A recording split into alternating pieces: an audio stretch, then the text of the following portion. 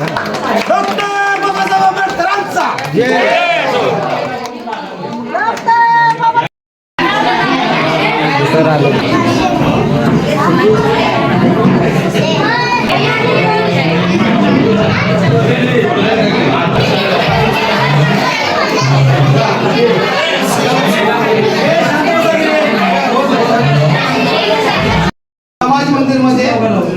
समाज मंदिराचं नामकरण बुद्ध विहार असं झालेलं आहे। या बुद्ध विहारामध्ये सर्वजण आज विश्वरत्न परमपूज्य डॉक्टर बाबासाहेब आंबेडकर यांच्या 134व्या जयंती निमित्त आपण या ठिकाणी सर्वजण जमलेलो आहोत।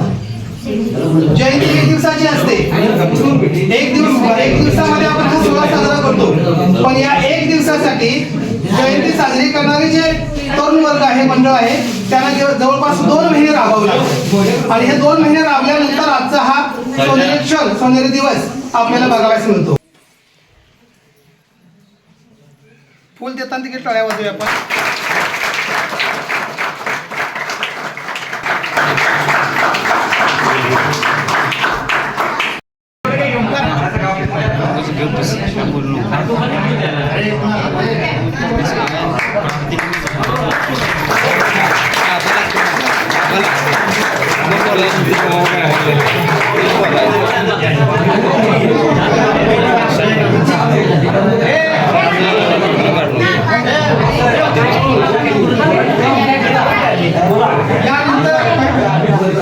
संजय पाटील यांच्या दीपप्रज्वलन होत आहे।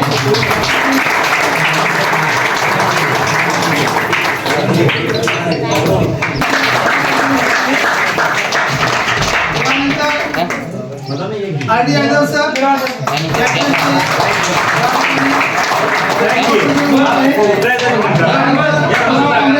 माजी सरपंच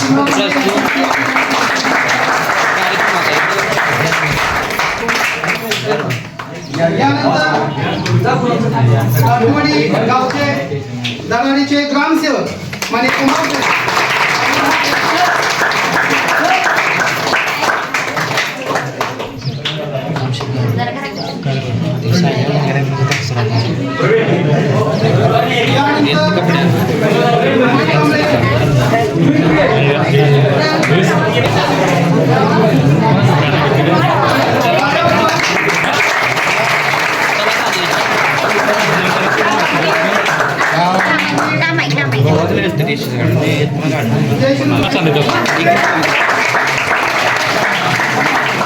त्या महापुरुषांचं स्मरण या बाबासाहेब आंबेडकरांच्या निमित्ताने आपण करत आहोत।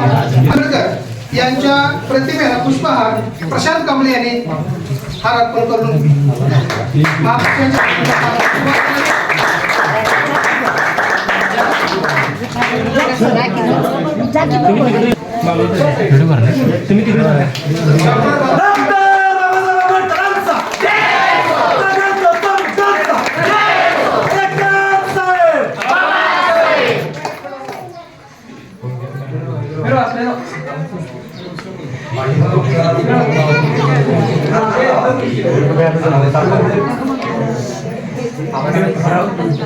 यानंतर जगाला शांतीचा संदेश देणारे तथागत गौतम बुद्ध, या गौतम बुद्धांना बाबासाहेबांनी जे आपले 3 गुरु मानले, त्या 3 गुरुपैकी एक महात्मा गौतम बुद्ध यांच्या पुतळ्याला हार अर्पण करण्यासाठी, फुले अर्पण करण्यासाठी आणि ते पाटवडी गावच्या सरपंचांनी प्रथम नागरिक जयश्री गुरु यांना मी विनंती करतो की त्यांनी गौतम बुद्ध, तथागत गौतम बुद्ध यांच्या पुतळ्याला फुले अर्पण करावे।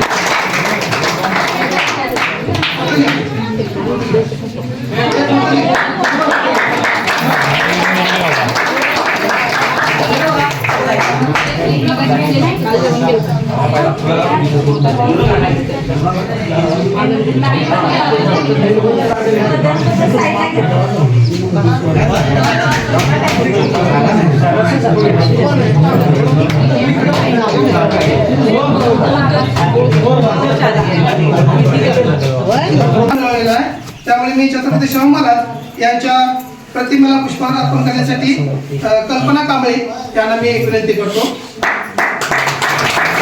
ही पुढारी व्यासपीठावरून खाली उतरत नाही।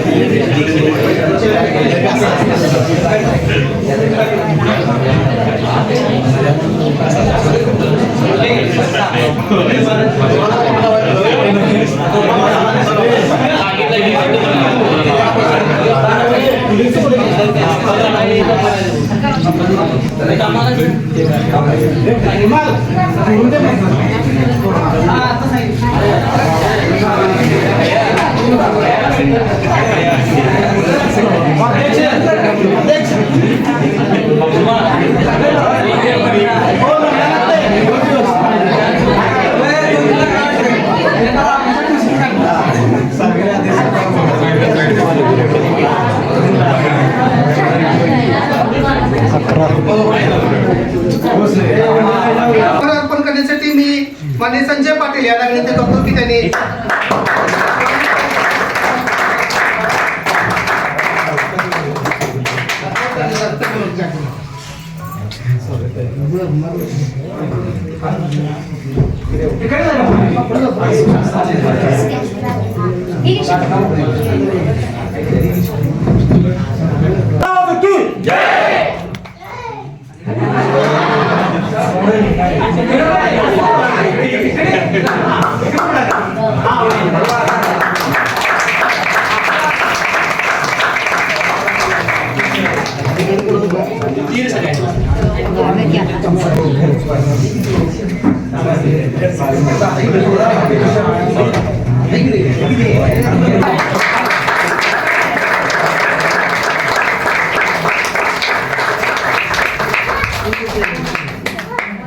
यानंतर ज्या डॉक्टर बाबासाहेब आंबेडकरांनी राज्यघटना लिहून देशातील कोट्यवधी जनतेला विविध जाती धर्मातल्या लोकांना लोकशाहीचा अधिकार दिला, शिक्षणाचा अधिकार दिला, स्वाभिमानाने जगण्याचा अधिकार दिला, पण हे करत असताना त्यांना खंबीर साथ लाभली ती माता रमाई. माता रमाईंच्या फोटोला पुष्पहार अर्पण करण्यासाठी मी विनंती करतो बाबासाहेब कांबळे यांनी माता रमाई यांच्या प्रतिमेला पुष्पहार अर्पण करावे. मी नाव अनाउन्स केल्यानंतर आणि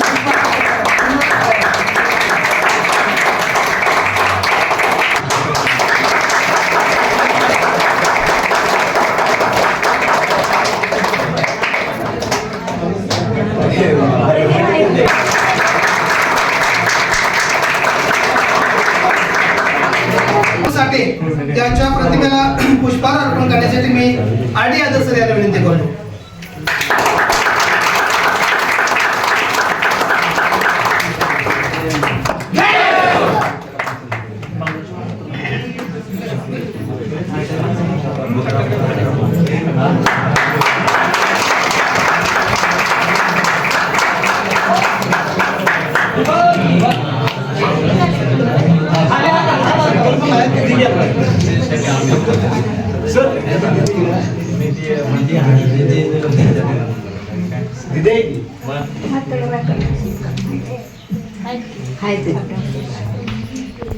ज्यांनी भारतामध्ये 1 जानेवारी 1848 साली पहिल्यांदा शिक्षण बहुजनांसाठी शिक्षण शाळा सुरू केली असे महात्मा ज्योतिराव फुले यांच्या प्रतिमेला पुष्पहार अर्पण करण्यासाठी मी संकल्प कांबळे यांना विनंती करतो. त्यांची या ठिकाणी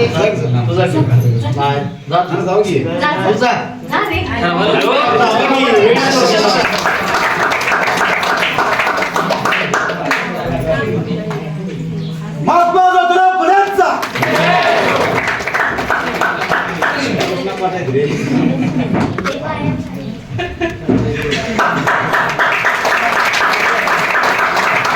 या ठिकाणी आपल्या बुद्धिबळाला भेट दिल्यामुळे आपण प्रशांत कांबळे यांच्या हस्ते त्या पुतळ्याला आपण पुष्पहार अर्पण केलेला आहे.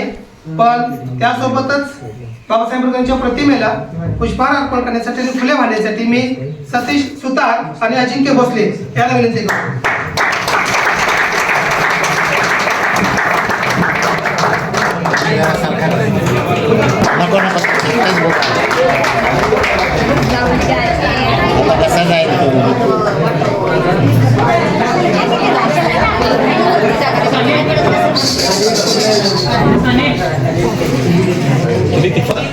त्यामुळे आपण त्यांच्या प्रतिमेला किंवा पुतळ्याला मूर्तीला आपण हार अर्पण करत नाही. उभे होऊन आपण त्यांना नमस्कार करतो. तर मी यानंतर सुनील खोश याला विनंती करतो की त्यांनी महात्मा गौतम बुद्ध तथागत गौतम बुद्ध यांच्या पुतळ्याला फुले अर्पण करून आपण अभिवादन करतो.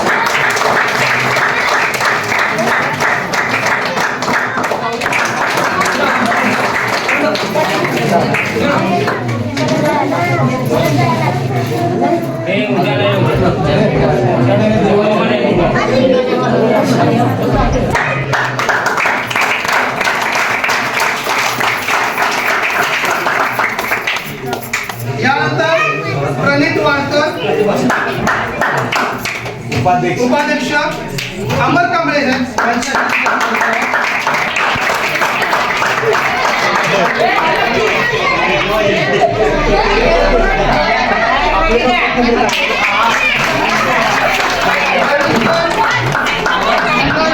कमिटीचे खजानीस गणेश कांबळे यांचा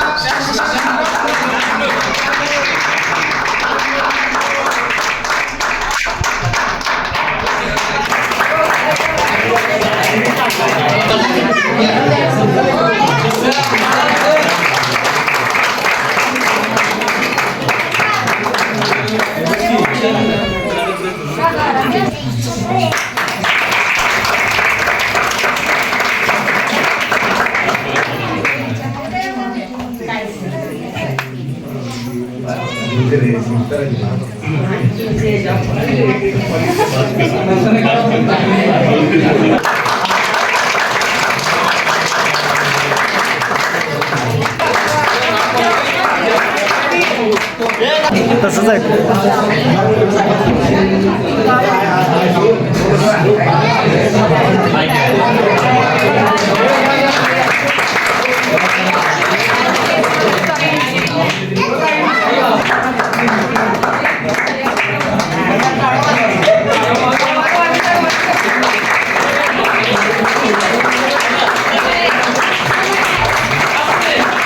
करत आहे. सचिन कांबळे यांच्या हस्ते हा सत्कार होत आहे.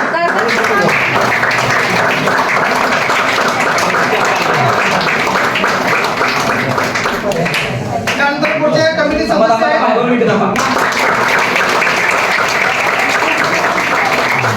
त्यानंतर ओंकार कांबळे यांचा सत्कार सुहास कांबळे यांच्या हस्ते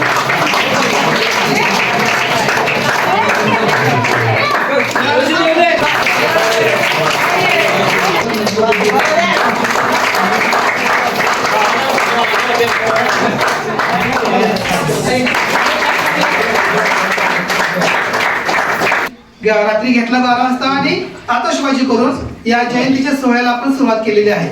आज दिवसभर या ठिकाणी बाबासाहेब आंबेडकरांच्या प्रतिमेला आणि महापुरुषांना अभिवादन करण्यासाठी विविध कार्यक्रम आहेत. त्यानंतर उद्या संध्याकाळी भव्य मिरवणुकीचं आयोजन केलेलं आहे आणि परवा या ठिकाणी एक प्रबोधनाचा छोटासा कार्यक्रम या ठिकाणी आपल्या जनतेसाठी उपलब्ध करून दिलेला आहे ह्या मंडळाने. त्यामुळे मी पुन्हा एकदा सर्व या कमिटीचं या ठिकाणी मी आभार मानतो. आपण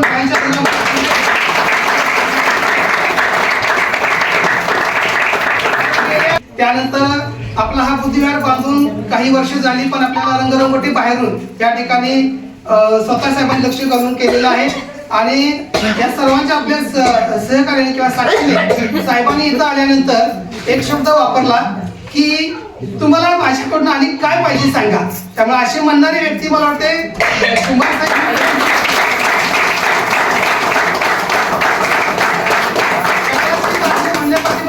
हेही असू शकतं की आपल्याला माणूस म्हणून जे सन्मानाचं जीवन लाभलेलं आहे ते डॉक्टर बाबासाहेब आंबेडकरांच्यामुळे.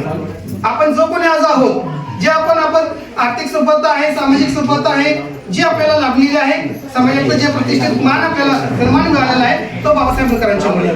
त्यामुळे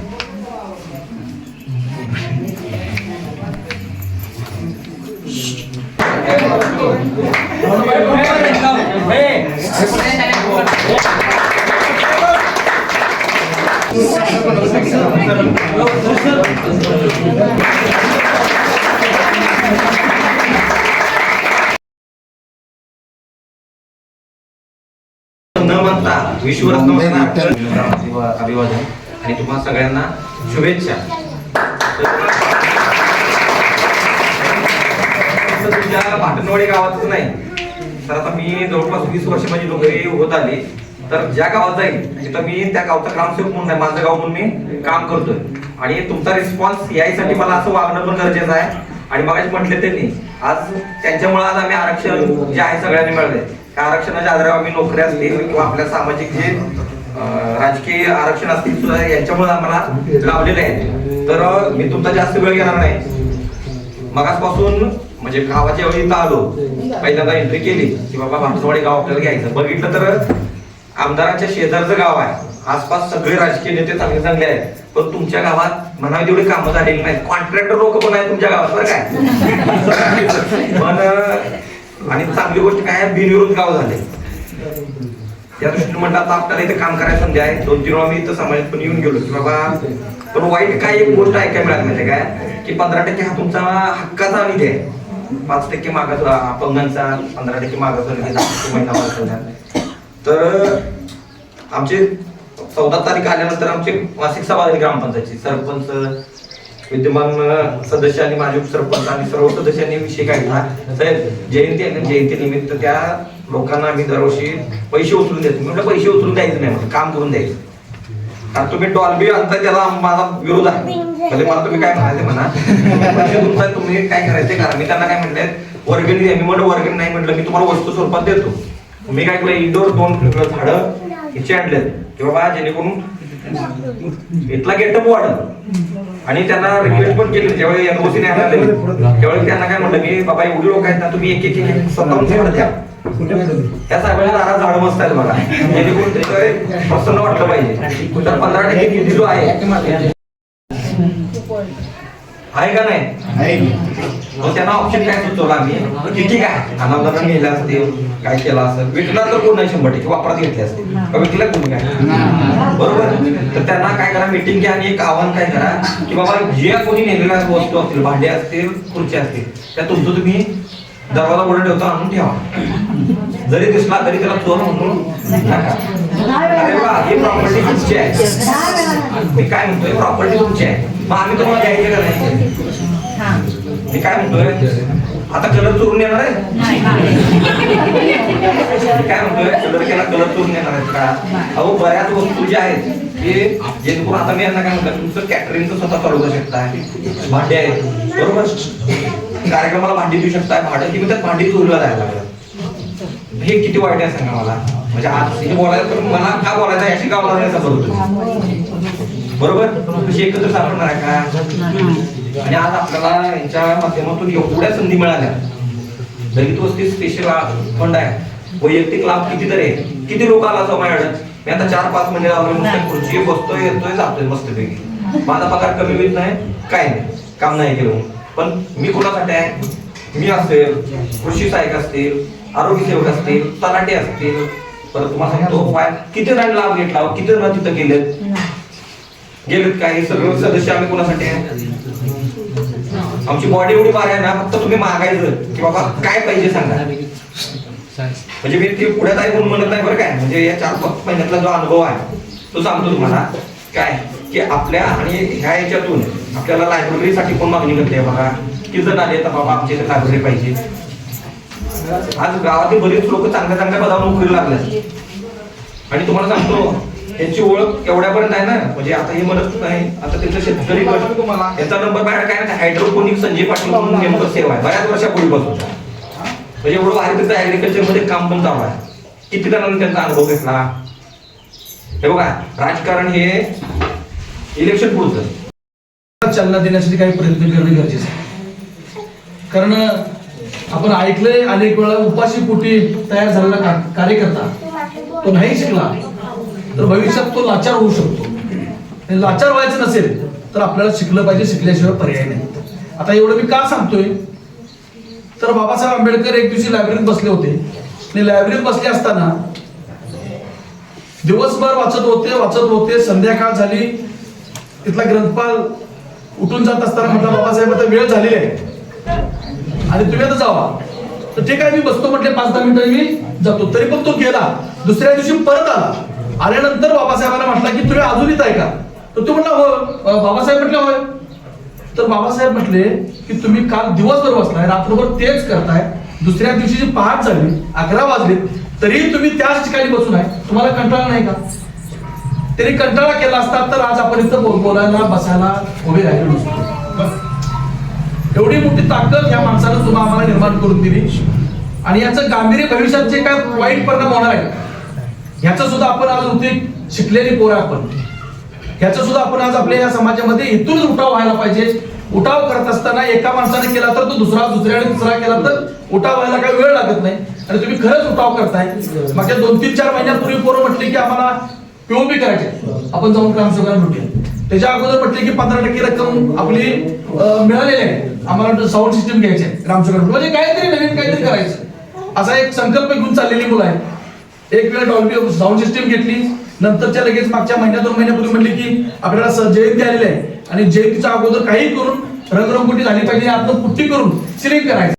सर ही मूर्ती मुरादाबाद उत्तर प्रदेशवरून तुम्ही मागवली